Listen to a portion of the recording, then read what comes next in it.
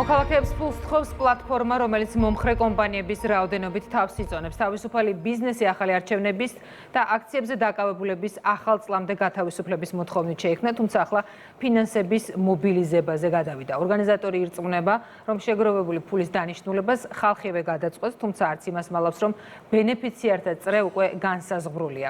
ოპოზიციის მომხრე სამი არხის დახმარება და ჯარიმების გადახდა. მეგინ არსავიძე გვერდება პირდაპირ ეთერში. Free Business-ის შემქმნელი გიორგი ჩუგოშვილი ცდილობს დაგვაჯეროს, რომ ქვეყნის ინტერესებისთვის ბრძოლა 20 ლარის შეგროვებაზე გადის.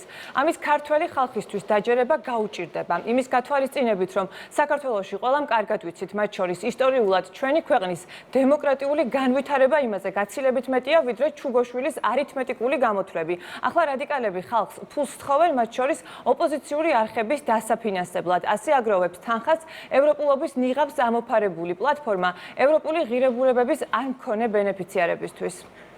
200,000 რო 20-ზე გავამბავლოთ, ხომ 4 მილიონია. სამშობლოს დემოკრატიის ფასი გამოთვალეს და თითო ადამიანზე 20 ლარი გამოუვიდათ.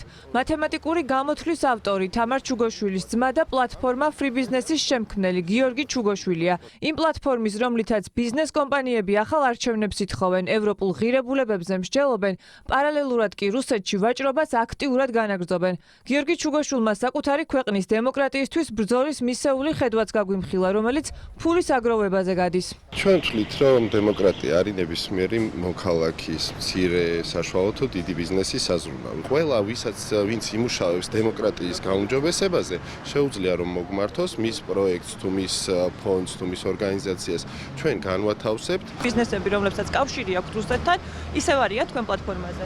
არაფრისთვის არ გადაგვიხედია. იქ არ წერია სად ვაჭრობ, რატო ვაჭრობ, როგორ ვაჭრობ. ხალხი თვითონ გადაწყვეტს მერე, ვის უნდა რომ დაეხმაროს, რამდენით უნდა რომ დაეხმაროს. სინამდვილეში ვის უნდა დაეხმაროს ხალხი, ამას ჩუგოშვილის პლატფორმა წყვეტს. პოლიტიკური გემოვნება მარტივი გამოსაცნობია, მათ შორის დასახმარებლების სიაში 3 ოპოზიციური ტელევიზია მოხვდა. ვინც სიის მიღმა დარჩა, ნაწყენია, გაირკვა, რომ რადიკალები ჯერ არ შეგროვებულ ფულს უკვე ვერ იყოფენ. რაღაც კუტოკმა კერძოდ Free Business-მა ჩათვალა, რომ საქართველოში დემოკრატიის ბურჯი მედია არის 3 არხი. კუტოკს ვუსურვებ თვალსაწიერის გაფართოებას, მიზეზ შედეგობრიობის გააზრებას, იმის გაცნობიერებას, რატომ აქვს საქართველოში დედანატირები დამოუკიდებელ მედიას ქრონიკულად. ხალხისთვის ფულის თხოვნის რეალური მიზანი, რომ რადიკალიზმია, ამაზე ისიც მიუთითებს, რომ ინიციატივამ სოციალურ ქსელში აქციებთან დაკავშირებული გვერდების დიდი მოწონება დაიმსახურა. დამატებითი ფონდის გამოჩენით კმაყოფილია რადიკალური ოპოზიცია. რა თქმა უნდა, ეს ცუდი არ იქნება ფონდის შექმნა თუ იგულისხმება გარკვეული რაღაც თანხების შეგროვა. მმართველ გუნდში ყურადღებას ამახვილებენ იმაზე, რომ ევროპულობის ნიღაბს ამოფარებული ადამიანების ბრძოლა დემოკრატიული ღირებულებებისთვის ფულის შეგროვებამდე დავიდა. ქართულ ოცნებაში ინიციატივას რადიკალიზმის დაფინანსების სურვილად აღიქვამენ. ცოტა ესეთი უცნაური მოთხოვნა არის მისი მხრიდან, თან რაღაცა ბიზნესები ყავდა გაერთიანებული, იმ ბიზნესებს რატო არ თხოვს მაშინ ფულს? ან იმ ბიზნესებიდან შევახსენებ ჩვენ საზოგადოებას, რომ კოკა-კოლადან დაწყებული, PSP-ით დამთავრებული აბსოლუტურად ყველა რუსულ ბაზარზე ვაჭრობს ათეულობით მილიონს. და ეს რაღაცა ემსგავსება მაგალითად გიორგი კანდელაკის თემას, რომელმაც თავისი NGO-სთვის ცოტა ხნის წინ მოითხოვა, რომ ფული ჩამირიცხეთ, ქირა უნდა გადავიხადო.